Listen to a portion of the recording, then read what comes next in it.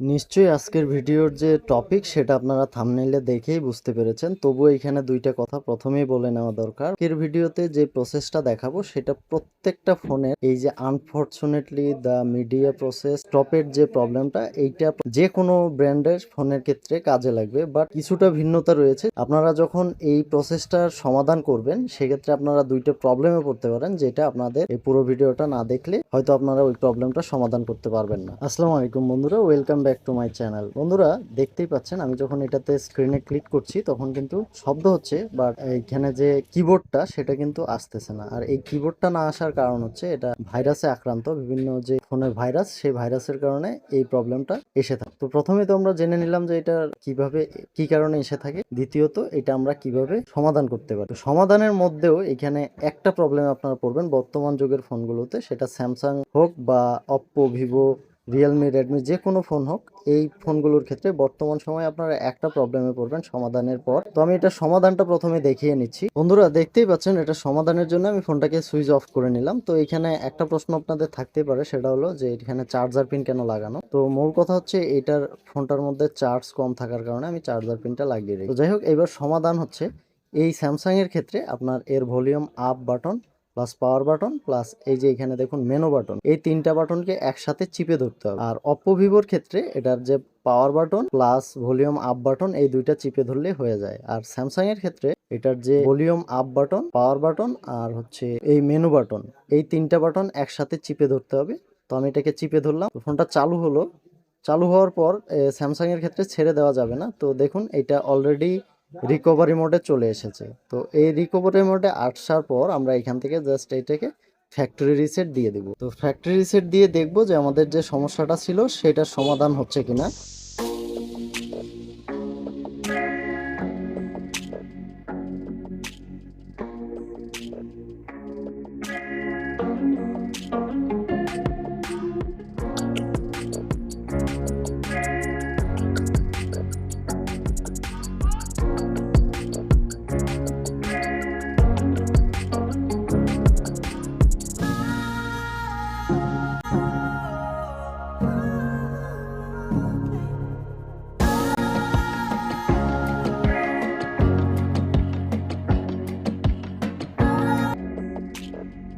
তো বন্ধুরা, factory reset হয়ে গিয়েছে। ফ্যাক্টরি রিসেট ডান হওয়ার পর এবার আমরা এখানে ক্লিক করার পর দেখবো আবারও এই আনফরচুনেটলি যে মিডিয়া ডিভাইস স্টপের যে প্রবলেমটা ছিল সেটা যাচ্ছে কিনা। তো দেখতেই পাচ্ছেন এবার কিন্তু টাচে ক্লিক করার পর আর কোনো রকম ওই সংকেতটা আর আসতেছে না, অর্থাৎ যে সমস্যাটা ছিল সেটার অলরেডি সমাধান হয়ে গিয়েছে। ভিডিওর শুরুতেই যেটা বলেছিলাম যে এইটার মধ্যে আপনারা একটা প্রবলেমে পড়বেন, সেটা হলো এবার আমি আমার যে ডিভাইস অপ্পো, সেটার সাথে আমি ওয়াইফাই কানেক্ট করে তারপর আপনাদেরকে দেখাচ্ছি যে আপনারা কি প্রবলেমটায় পড়বেন। ভিডিওটা যাতে করে লং না হয়ে যায় সেজন্য এখানে কিছুটা ভিডিও ফাস্ট ফরওয়ার্ড করে দিয়েছি। তো দেখতেই পাচ্ছেন এই যে সেই প্রবলেম যেটা আমি প্রথমে বা শুরুতেই বলেছিলাম। বর্তমান যুগের যে কোনো ফোন, সেটা অপ্পো, ভিভো, স্যামসাং, যে কোনো ফোন হোক, সেটা যদি আপনি এইভাবে পাওয়ার বাটন বা ভলিউম বাটন চেপে ধরে হার্ড রিসেট দেন, রিসেট দিলে 100% এর যে অরিজিনাল যে জিমেল সেটা আপনাকে এখানে বসাতে হবে, অথবা সেটাকে আপনার বাইপাস করে নিতে হবে। আর এটা বাইপাস করার জন্য আপনাকে ইউজ করতে হবে ইউএমটি CM2,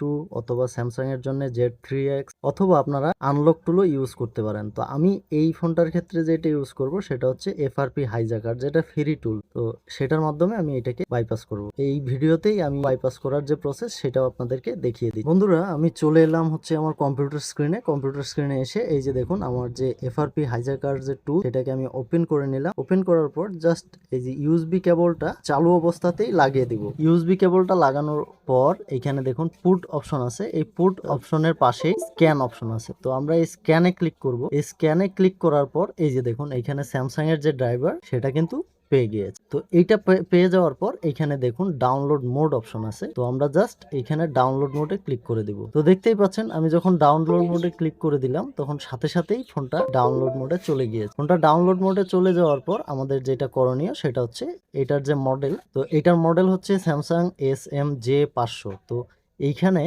SM-J500 যে মডেল সেটাকে আমি সিলেক্ট করে দিব। তো দেখতেই পাচ্ছেন এই জায়গায় যে অসংখ্য মডেল আছে শুধু স্যামসাং এর জন্য এটা। তো এই স্যামসাং এর যে SM-J500H আমি এই মডেলটাতে ক্লিক করে দিয়ে দেন এই যে দেখুন এখানে রিমুভ এফআরপি আছে, এটাতে টিক মার্ক দিয়ে দিলাম। তো রিমুভ এফআরপি তে টিক মার্ক দেওয়ার পর জাস্ট এখানে ক্লিক করে হাইজ্যাক ইট যে অপশনটা আছে এটাতে আমি ক্লিক করে দিলাম। তো ক্লিক করে দেওয়ার পর এই যে দেখুন বন্ধুরা দেখতেই পাচ্ছেন এইখানে যখন হাইজ্যাক ইটে ক্লিক করলাম তখন removing FR device is now clean state ওকে, নিচে দেখুন রিবুটিং ডিভাইস। তো এখানে ডিভাইসটা রিবুট করতে বলছে। তো আমরা এটাকে ফোনটাকে জাস্ট বন্ধ করে চালু করব। তো চলুন চালু করে দেখি যে আমাদের এফআরপিটা রিমুভ হচ্ছে কিনা।